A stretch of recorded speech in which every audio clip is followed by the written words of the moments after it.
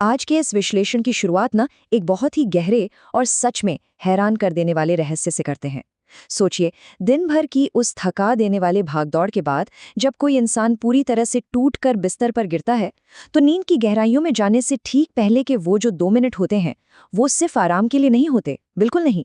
असल में वो 2 मिनट इस पूरे ब्रह्मांड के सबसे बड़े खजाने का ताला खोलने की मास्टर की हैं। हमारे प्राचीन वेदों और उपनिषदों में इस गुप्त ज्ञान को बहुत ही सहेज कर छिपा कर रखा गया था।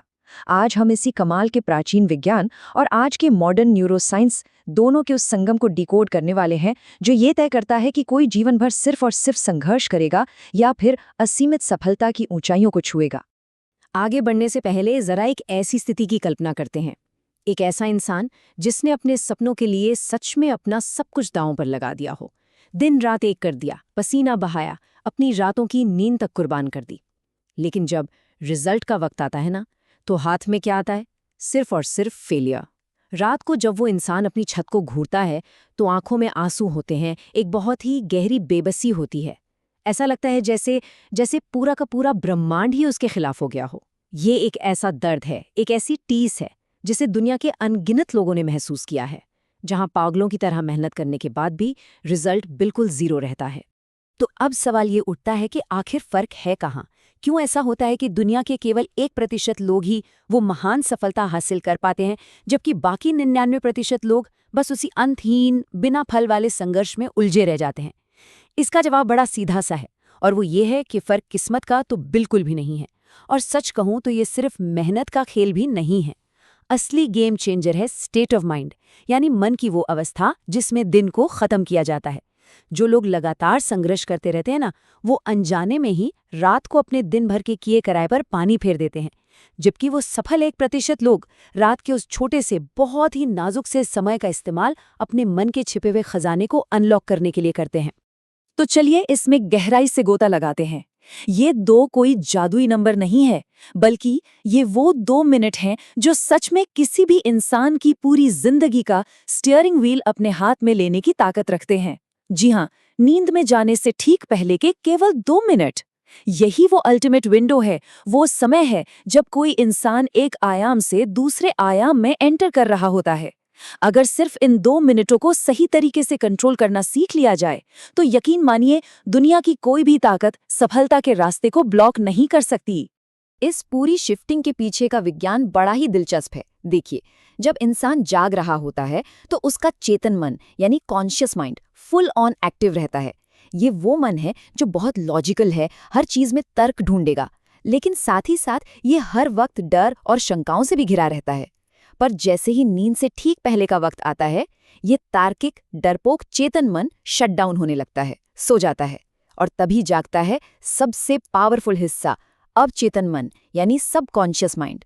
ये मन पूरी तरह से रिसेप्टिव होता है, एकदम ग्रहणशील। इस अवस्था में इसे जो भी कमांड या निर्देश थमा दिया जाए, वो उसे एक परम आदेश मान लेता है और बस उसे हकीकत में बदलने के काम पर लग जाता है। आज के मॉडर्न न्यूरोसाइंस ने भी इस बात पर पूरी तरह से मुहर लगा दी है।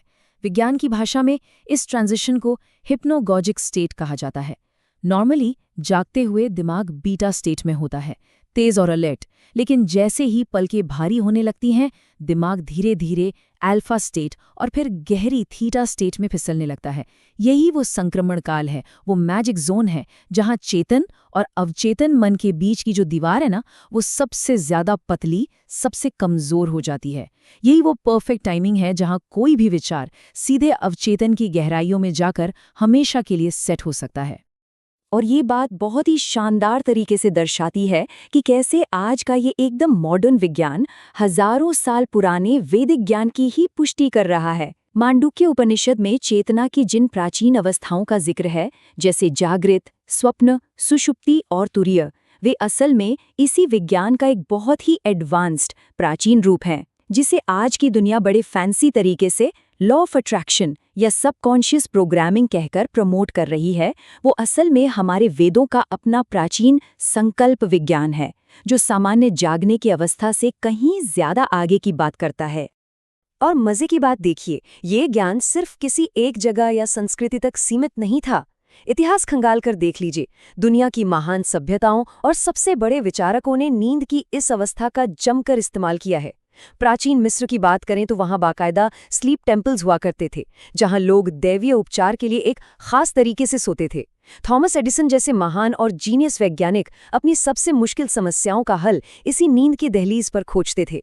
और प्राचीन भारत में तो अवचेतन मन की प्रोग्रामिंग के लिए संकल्प विज्ञान जैसी तकनीकें सदियों से मौजूद हैं ही। यहाँ थॉमस एडिसन वाला किस्सा तो सच में बहुत ही कमाल का है। एडिसन अक्सर अपनी कुर्सी पर झपकी लेते समय अपने हाथ में एक भारी सी स्टील की बॉल रखते थे। अब सवाल आता है कि ऐसा क्यों? तो सुनिए, जैसे ही वो गहरी नींद में फिसलने लगते, उनके हाथ की पकड़ ढीली होती और वो बॉल जमीन पर धड़ाम से गिर जाती। उस तेज आवाज से वो एकदम झटके से जाग जाते, और ऐसा वो जानबूझकर करते थे ताकि उस आधी नींद और आधी जागृति वाली उसी हिप्नोगॉजिक अवस्था में उन्हें जो भी विचार आ रहे हों वो उन्हें तुरंत पकड़ सकें। ये वो शानदार आउट ऑफ द बॉक्स विचार होते थे जो उनका सामान्य तार्किक दिमाग कभी सोच ही नहीं सकता था। हमारे ऋग्वेद का एक बहुत ही गहरा दर्शन इस पूरी प्रक्रिया का एकदम बेसमेंट है, मूल आधार है। वो ये कि इस पूरे ब्रह्मांड में सब कुछ, लिटरली सब कुछ वाइब्रेशन है, और हर एक विचार भी अपने आप में एक वाइब्रेशन ही है। तो जब नींद से ठीक पहले किसी विचार को मन में होल्ड किया जाता है तो असल में उसे सीधे कॉस्मिक इंटेलिजेंस यानी इस ब्रह्मांडीय चेतना को सौंप दिया जाता है। इसे ऐसे समझिए कि ये बिल्कुल इंटरनेट पर कोई सर्च क्वेरी डालने जैसा है। जैसे ही गूगल पर कुछ टाइप करके एंटर दबाते हैं, सर्वर अपना काम शुरू कर देता है ना। ठीक वैसे ही नींद से पहले के वे 2 मिनट दिमाग का एंटर बटन होते हैं। लेकिन आज की इस भागदौड़ भरी लाइफस्टाइल में एक बहुत बड़ी गलती हो रही है। लोग दिन भर जी तोड़ मेहनत करते हैं, सक्सेस की बिल्डिंग खड़ी करते हैं, लेकिन सोने से ठीक पहले अपने फ़ोन पर दुनिया भर की नेगेटिव खबरें, बहस और न जाने क्या क्या कचरा देखते हैं। उसी नेगेटिव वाइब्रेशन, उसी डर और स्ट्रेस के साथ सो जाने का सीधा सा मतलब क्या है पता है? इसका मतलब है कि अवचेतन मन को अगले 8 घंटों के लिए सिर्फ और सिर्फ विफलता और चिंता की प्रैक्टिस करने का कमांड दे देना। और बस इसी एक गलती की वजह से दिन भर की सारी मेहनत रात के अंधेरे में अनजाने में ही तबाह हो जाती है। आइए आगे बढ़ते हैं और देखते हैं कि ये कैसे काम करता है। भगवान शिव की निद्रा तकनीक। इस नेगेटिव साइकिल को तोड़ने के लिए एक बेहद शक्तिशाली प्राचीन विधि है। विज्ञान भैरव तंत्र में भगवान शिव द्वारा एक तकनीक बताई गई है जो सीधे अवचेतन मन की प्रोग्रामिंग करती है। इसके 4 बहुत ही स्पष्ट चरण हैं, थोड़ा ध्यान से सुनिएगा। सबसे पहले बिस्तर पर लेटकर शरीर को पूरी तरह से ढीला छोड़ देना है, एकदम रिलैक्स, जिसे शवासन कहते हैं। दूसरा चरण, जब शरीर सोने लगे और मन जाग रहा हो तब अपनी सांसों पर फोकस करके मन को बिल्कुल शांत करना है। तीसरा चरण, अब अपने उस शांत मन में वो एक सवाल रोपना है जिसका जवाब चाहिए। लेकिन रुकिए, यहाँ चौथा चरण सबसे ज्यादा क्रिटिकल है, और वो है समर्पण। सवाल पूछने के बाद खुद उसका तार्किक जवाब बिल्कुल नहीं सोचना है, अपना दिमाग नहीं लगाना है, बस सवाल पूछना है, जवाब ढूंढना उस परम शक्ति पर छोड़ देना है। और मजे की बात यह है कि आज का मनोविज्ञान भी इस चौथे चरण को पूरी तरह से बैक करता है। साइकोलॉजी में इसे ज़ाइगानिक इफेक्ट कहा जाता है। ये इंसानी दिमाग की एक ऐसी आदत है कि वो किसी भी अधूरे छोड़े गए काम को कभी भूलता नहीं है। तो जब कोई इंसान एक सवाल पूछकर बिना उसका जवाब सोचे सो जाता है तो दिमाग उस सवाल को एक वीआईपी कमांड की तरह ले लेता है।